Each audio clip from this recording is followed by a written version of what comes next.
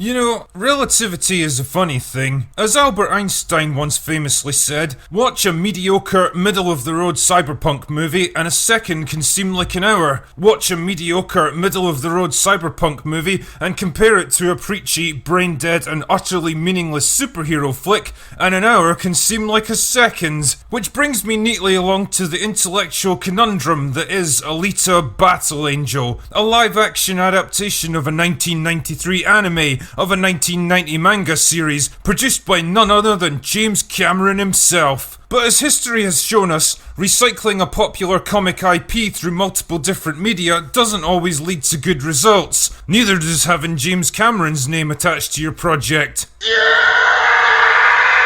See, Alita came out around the same time as nobody's favourite hero, Captain Marvel, and on the face of it, the two films were well set up to compete against each other. Both of them featured a female protagonist with no memory of her former life. Both of them had her team up with a male support character to gradually uncover the truth of their origins, ultimately resulting in them finding the inner strength to prevail against a powerful enemy. So it's no surprise that Alita became kind of a flagship for the anti-Marvel movement, a movie that was elevated way above its humble origins by lucky timing and circumstance, and I suspect this may have clouded people's judgment about its faults and merits. But now the drinker's here to cut through that fog, because there's only one thing that clouds my judgment, and it isn't movies.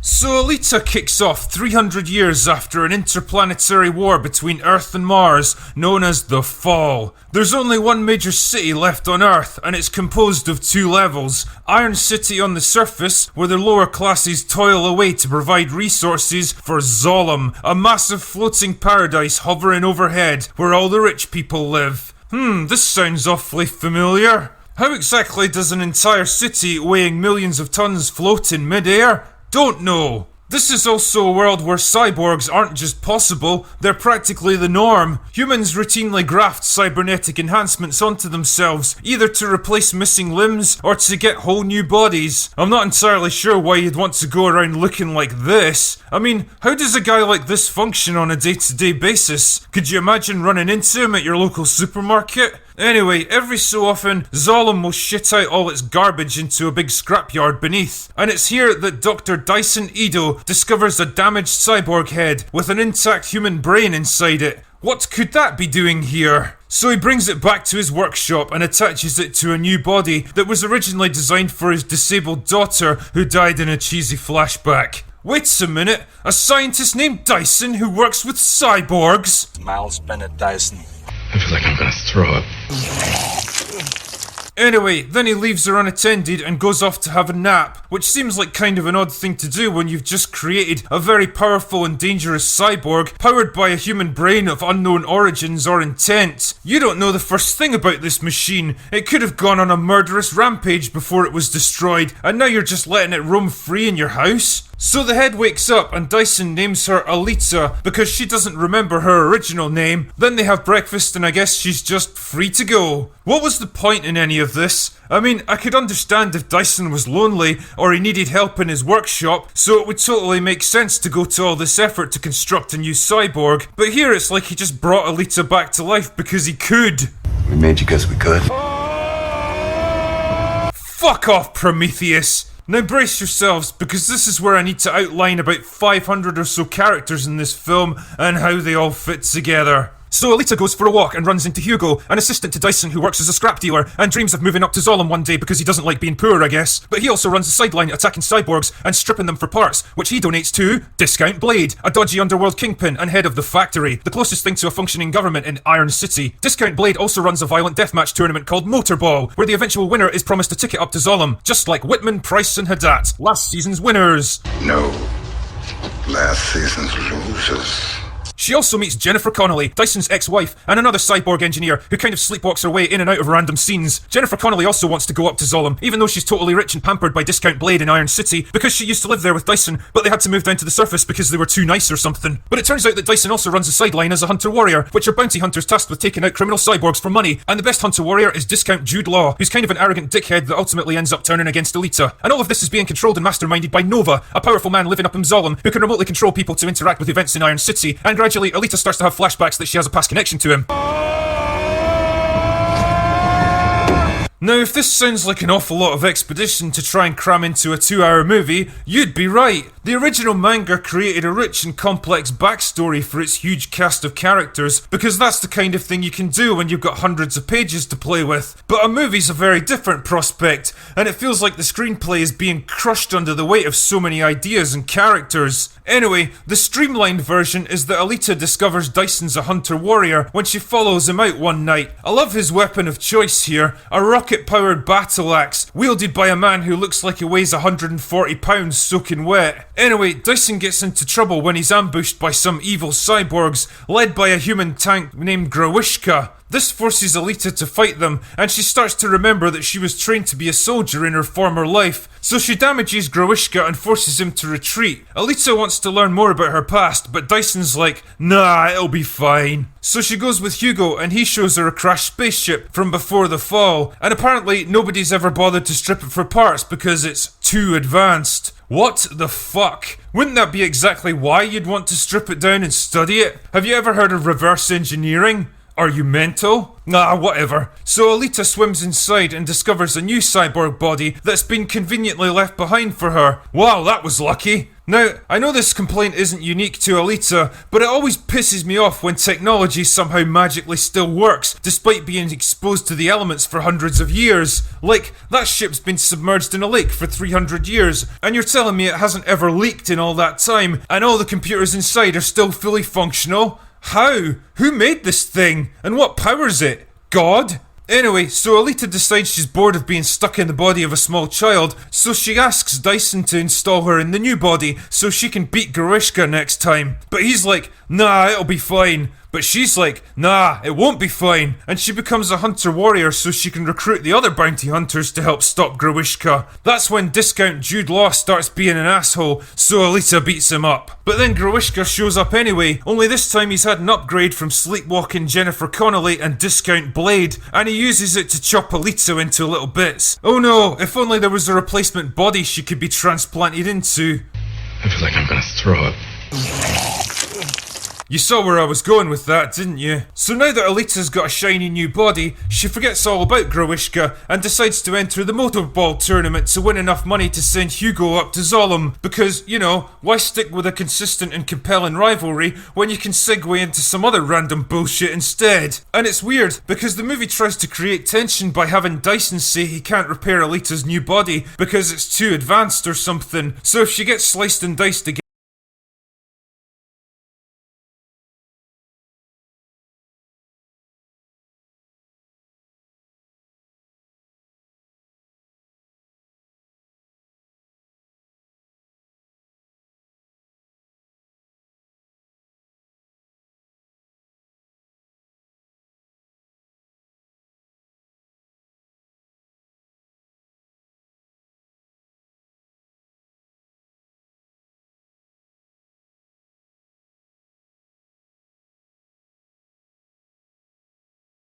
The continuation of the Hunger Games franchise, The Ballad of Songbirds and Snakes, is a highly anticipated project, and we've finally got the first look. But what's the opinion of the original star Jennifer Lawrence on the prequel? Everybody can remember Jennifer Lawrence portraying the young rebel Katniss Everdeen, who volunteered for her young sister Prim to participate in the 74th Hunger Games. While fearing for her life, she became a symbol of rebellion. The influence on pop culture was obvious. Young girls could have been seen with Katniss's iconic hairstyle singing The Hanging Tree or making the three-finger salute. After Lawrence's performances in the movies, her fame skyrocketed, and after the last installment of the franchise, Mockingjay Part 2, we had to say goodbye to the actors and the story altogether, which left many people heartbroken. It's not surprising that people want to see more of Jennifer as Katniss, but is there an actual chance that she could appear in the prequel? In 2015, right after the premiere of Mockingjay Part 2, there were rumours that the franchise might continue in the form of a TV show, because there's a lot of material left uncovered, and a lot of potential for the franchise to go on. But at the time, Jennifer Lawrence refused even to hear about her participation in in the potential projects. 4 movies were more than enough, and if Lionsgate wanted to continue their dystopian journey, they would have to continue without her. She said, "I think it's too soon. They've got to let the body get cold, in my opinion." But her opinion might have changed since then. For several years, there was silence, and many people started to doubt that they would see an addition to the Hunger Games franchise. That changed with the release of the newest Suzanne Collins novel, The Ballad of the Songbirds and Snakes. Not long after the release of the book, it was revealed that Lionsgate is developing another movie based on the book. This time we'll look at the story of young Coriolanus Snow,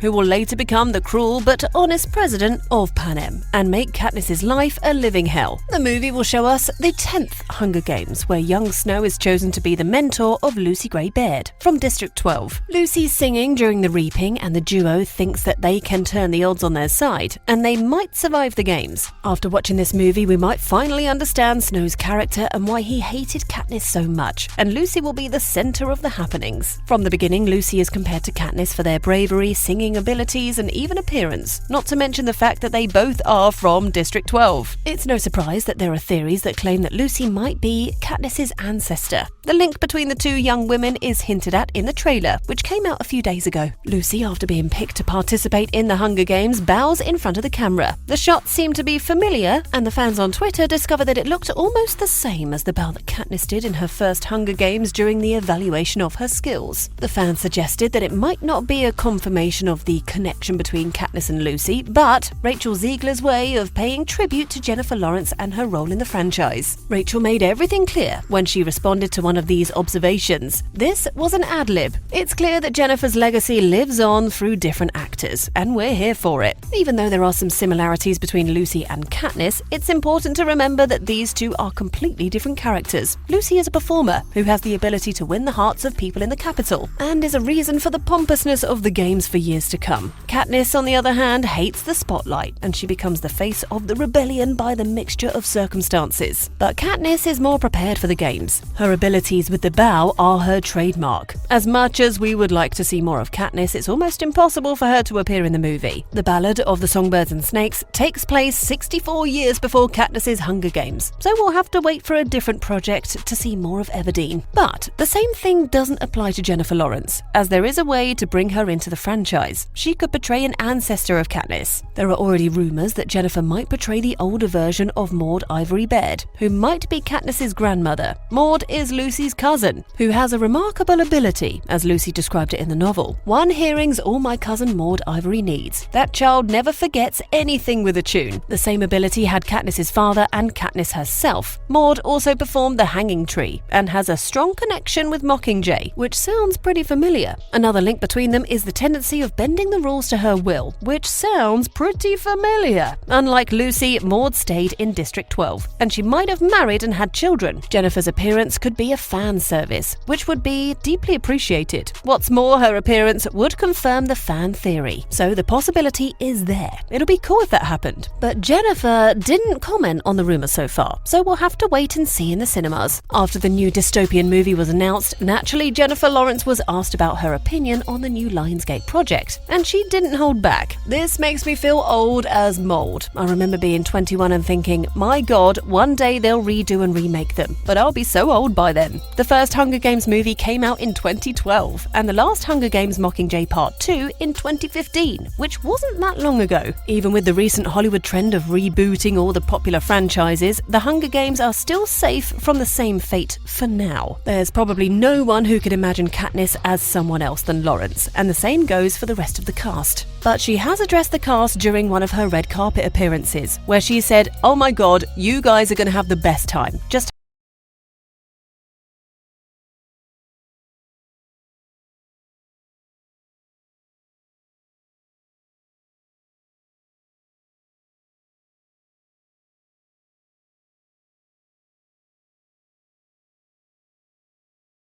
Season 1 of Outlander begins in 1945, where the nurse Claire Randall reunites with her husband Frank after they both spent years apart serving the British Army in World War II. During a trip to Inverness, Scotland, while Frank is recounting history with his old friend Reverend Wakefield, Claire visits the standing stones of Craignadoon and is transported back in time to 1743. While there, she falls in with a group of Highlanders from the Clan Mackenzie. The group is led by War Chief Dougal Mackenzie, who was also the brother brother of the Mackenzie clan's Laird Colin Mackenzie. Also in the group are the boisterous best friends Angus and Rupert, the lawyer Ned Gowan, the kind-hearted and brave Jamie Fraser, the nephew of Colin and Dougal who takes a liking to Claire, and Jamie's godfather and closest friend Murtagh. Dougal's men were all Jacobites, men supporting the movement to restore the Scottish allied House Stuart to the British throne, and so they spent their time trying to rally support through money and soldiers to their rebellion. This rebellion meant that the Highlanders were constantly pursued by the British Redcoats, led by the viciously cruel Captain Jack Randall, an ancestor of Claire's husband Frank. Jack has a history with Jamie, having previously violently lashed him, covering his back in scars. When Jack demands the British Claire be turned over to the Redcoats, Dougal tells her the only way to protect her is to make her fully Scottish, which could only be done by marrying a true Scot. And so Claire and Jamie get married. And though at first this was simply an arrangement to ensure Claire's protection, Claire and Jamie do quickly fall in love. When Claire reveals to Jamie she was from the future, he believes her and takes her back to Craignadoon to return to her original time and her original husband. But Claire decides to stay in 1743 to be with Jamie. She also warns Jamie of her knowledge from the future that the Jacobite rebellion would fail and their army would be defeated in the catastrophic Battle of Culloden. Claire also meets and befriends a woman named Galus, who was the pregnant mistress of Dougal Mackenzie. She was plagued by rumors of being a witch, but Claire discovers she was also a woman from the future. When a young woman named Leary, obsessed with Jamie since she was a child, accuses Claire and Galus of witchcraft, the two women are put on trial. Galus is found guilty of witchcraft, and the last Claire sees of her, she's carried away to be burned at the stake. Jamie then takes Claire to his home in Lallybrook, where his sister Jenny has married his childhood best friend Ian. Jamie and Claire make an attempt to live a happy, simpler life, but that all comes to an abrupt end when Jamie is captured by the Redcoats. Claire teams up with Murtagh, Dougal, and the others to storm Whitworth Prison and save Jamie. While in prison, Jamie is cruelly tortured and raped by Jack Randall before his friends arrive to save him. In Jamie's rescue, Jack is presumed dead. Knowing that Lallybrook was no longer safe for them, Jamie, Claire, and Murtagh set sail for France, where Jamie's wealthy cousin would take them in. Claire also reveals to Jamie that she was pregnant. The two also conspire to change the future by stopping the Jacobite rebellion in order to prevent the Battle of Culloden and save the lives of countless men. In season 2 of Outlander, Jamie's cousin has left him in charge of his house and business while away on errands. And so Jamie and Claire find themselves mingling with the rich and powerful of Paris as they secretly try to sabotage the fledgling rebellion. After telling Murtagh about Claire's true identity and future knowledge, he joins their cause. Jamie becomes a close friend and confidant of the British Prince Charles Stuart in Paris to secure funding from the French king for the Jacobite cause. Unbeknownst to Charles, Jamie is constantly trying to sabotage his political maneuvering. During Jamie's various dealings, he meets a young orphan pickpocket who he takes in and names Fergus. Also trying to secure Jacobite support is the Duke of Sandringham, who Jamie had a prior history with. The Duke was known to play both sides, having promised and reneged on pardoning Jamie in Scotland and enabling the horrific behavior of Captain Jack Randall. Upon meeting the Duke's goddaughter Mary Hawkins, Claire recognizes the naive and meek woman to be the future wife of Jack Randall and ancestor to Frank. While walking to a party at night, Claire, Mary, and Murtagh are attacked by masked men, and Mary is raped. The encounter traumatizes Mary, and Murtagh blames himself for not protecting the women. When Jack Randall arrives alive and well in France, Claire makes Jamie promise not to seek revenge until after Jack fathers a child in order to assure the Randall bloodline and lead to the eventual birth of Frank. When Jack rapes Fergus, a furious Jamie breaks his promise and challenges Jack to a duel to the death. During the duel, Jamie stabs Jack in the groin before the fight is broken up by French officers who arrest Jamie. The stress of the event causes Claire to tragically have a stillbirth. Upon her recovery, Claire visits the French king and offers him her body in exchange for the release of Jamie and a pardon issued for him in Scotland. Upon Jamie's release, they return to Scotland with Murtagh and Fergus in tow.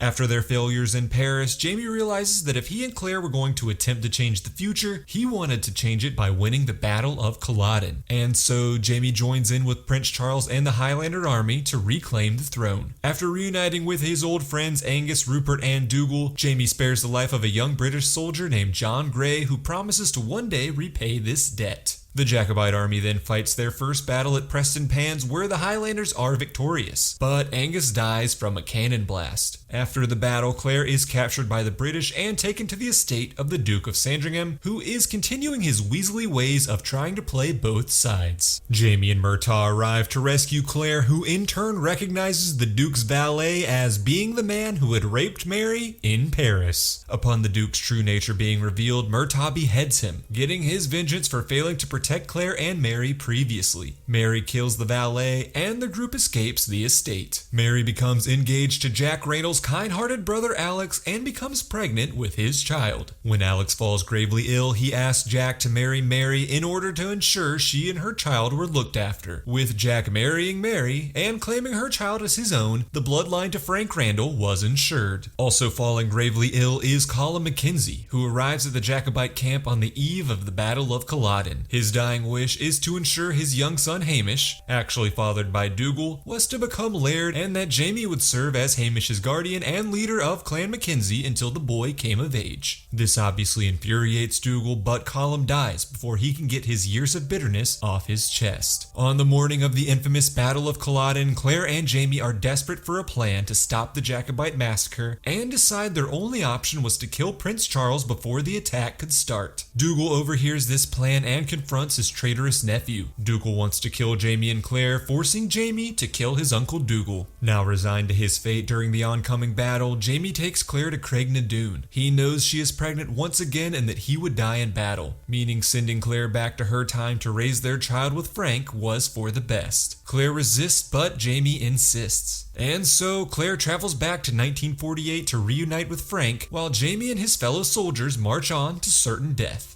In the future, Claire and Frank reunite and move to America to raise their daughter Brianna. 20 years later, Frank has died in a car crash and Brianna is now an adult with no idea that her real father was a Scottish Highlander from the 18th century. Upon the news that Frank's old friend Reverend Wakefield has died, Claire and Brianna travel back to Inverness. Brianna strikes up a relationship with the Reverend's adopted son Roger, revealed to be the descendant of Dougal and Galus, who gave birth before being burned at the stake. Roger and Brianna then discover the truth about Brianna's lineage. At first, Brianna is upset with Claire for lying to her entire life, but when Roger discovers that Jaime actually survived the Battle of Culloden, Brianna forgives her mother and gives her blessing for Claire to travel back in time to reunite with her true love. The start of Season 3 of Outlander reveals what really happened during the Battle of Culloden. The Redcoats decimate the Jacobite army as Claire foretold, but Jaime does receive a small victory on the battlefield, crossing paths with Jack Randall and killing the villain once and for all. A critically injured Jaime is rounded up with the rest of the wounded, including Rupert, to be shot by the British soldiers. And while all of Jaime's comrades, including Rupert, are killed, Jaime is saved by Lord Melton, whose younger brother was John Grey, the British soldier Jaime had previously spared. To repay that debt, Lord Melton spares Jaime's life and returns him home to Lallybrook. Jaime spends the next several years in hiding and mourning Claire as the Redcoats continue their search for the infamous Red Jaime. When British soldiers confront Fergus over Jaime's whereabouts, the young boy refuses and has his hand cut off in retaliation. Jaime helps mend Fergus's wound and resolves to have his sister Jenny turn him over to the British to protect his family and allow them to receive the hefty reward money placed on his head. Upon his capture, Jaime is sent to Ardsmuir prison, where other Scottish soldiers, including Murtagh, were being held. Luckily for Jaime, the now adult Lord John Grey is placed in charge of the prison. John and Jaime become friends, and John even develops romantic feelings for his prisoner. Eventually, the prison is shut down, with Murtagh and the rest of the prisoners being sent to America to serve as indentured servants for 14 years. John decides to help his new friend